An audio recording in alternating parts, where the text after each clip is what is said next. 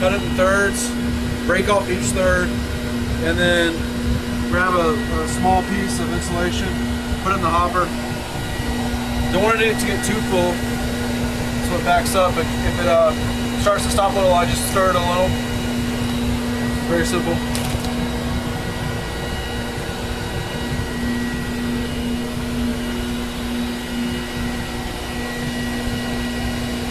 This is probably a little too full.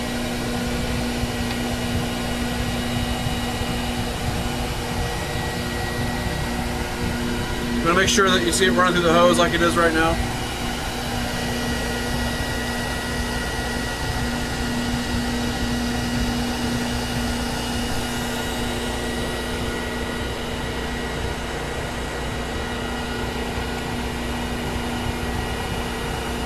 Attic, and basically I'm just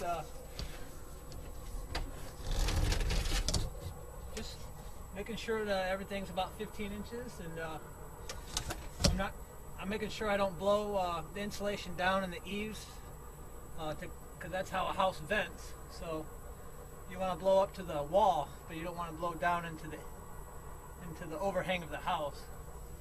And basically just make sure we get under boards, or make sure there's no loose areas where energy of the house can be lost, and we'll make it nice and even as possible. And like we said, we're doing 15 inches in this house, and everything's going smooth. So sometimes if you need to blow close to you can cup the hose like this to kind of get it if it's blowing a little too hard. And this guy is on his way to saving a lot of money.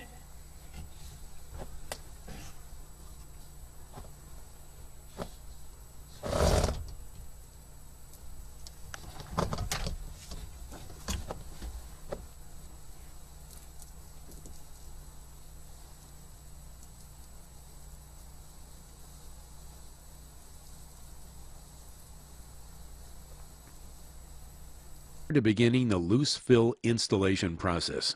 Start by plugging in an extension cord and connecting it to a clamp light.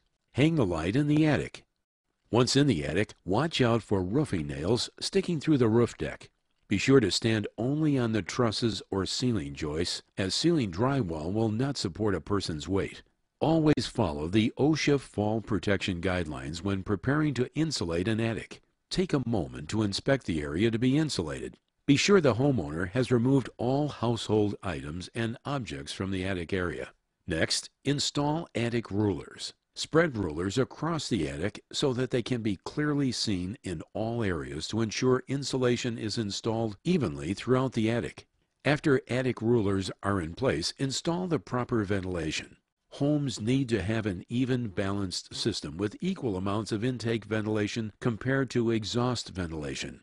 Make sure to check with building officials for codes and/or acceptable practices for your area. In this home, Guardian recommends Will Machine. This machine is recognized for strength. Average attic needing additional inches of loose fill fiberglass insulation like the one described earlier in this video can be completed in about an hour and a half with the Wasp machine. The Wasp needs to be plugged into two separate electrical outlets for operation. Both the blower and the agitator switches must be in the on position before the machine will operate. The Wasp can include a remote control cord that will be attached to the electrical panel, which will provide control of the on-off function of the machine. Read and refer the installation process. Apply safety accessories. We recommend that safety glasses, gloves, long sleeves, pants, safety footwear, and a dust mask be worn. The person operating the hose should take it and the remote switch along the protected path in the house, through the access hole to the furthest point from the access hole in the attic. Once your hose is in place, the person operating the machine should turn both the blower and agitator switches to the on position. This allows the operator in the attic to turn on or off the machine using the remote access. The machine operator should open the gate completely and set the variable speed control at 100%. Before loading insulation, place the bag on the side edge of the hopper and cut the bag in half. Dispense half of the bag of Attic Guard Plus or Super Cube 2 into the hopper gradually until the agitation system has had sufficient time to break up the material. Continue the insulation at the end of the attic, between the trusses or joists. Avoid blowing across the trusses or joists. Do not fill or clog the eave vents. Back up so that the insulation falls to the floor evenly, approximately 6 to 8 feet in front of the installer. Avoid letting the insulation bounce off the floor or roof. Also try to limit the use of hand cupping. These techniques make the attic rulers as a guide for blowing a level and uniform insulated area. The person loading the blow machine hopper should check on the safety and progress of the person in the attic every 10 to 15 minutes. Finish the job at the access hole. Hand cupping may be necessary at this point in order to direct the material against the access hole. Before exiting the attic, check that all bags have been used. Evaluate all areas to ensure the job is complete. Next, fill out the attic card and staple it where inspectors can review it. Lastly, to differentiate your business from your competitors. Guardian Fiberglass, the Intech Wasp machine, and the Guardian Re-Insulation Program can be used as the tool to grow your sales and profits, all while saving America energy. Using machines in good working order and using acceptable application techniques. Properly adjusted machine will condition the blowing wool for full R value and deliver the coverage shown on the package label. For blown-in new construction, the drywall ceiling is in place. But remember, it is only drywall. Walk very carefully on the joists or put down floorboards. Keep the hose parallel to the floor, with the insulation falling 10 to 12 feet away.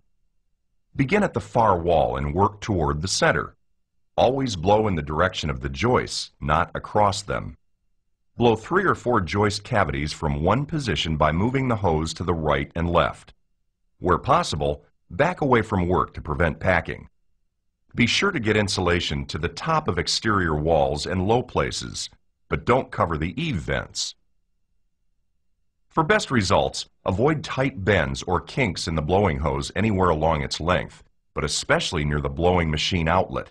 This prevents the material from compacting in the hose. Also be sure the hose is free of leaks, which reduces air pressure and can prevent the wool from fluffing to the proper density. Repair leaking hoses or patch the leak with duct tape. Only if necessary, where workspace is tight, prevent the wool from packing by allowing it to blow off of your hand. For your comfort and safety, remember to wear gloves. Keep the hose close to the floor where insulation must go underneath obstructions, such as cross bracing and wiring. Insulation must be blown on both sides of this kind of obstruction. If an obstruction has caused a low spot to occur, fill in the low area. When you are installing material on a sloped ceiling, start at the bottom of the slope so the material packs in firmly at the base. Then work upward to fill the area. After you have installed the insulation, do not remove the hose from the attic until you have inspected the job. Determine that all areas are insulated and that the correct number of bags has been installed. Count the number of bags that have been used and check thickness of the insulation layer. The completed job should provide a continuous layer of insulation over the entire ceiling area. Remember, the R value can only be ensured when you use both the correct number of bags per 1,000 square feet and install the insulation to at least the minimum recommended thickness. The rafters are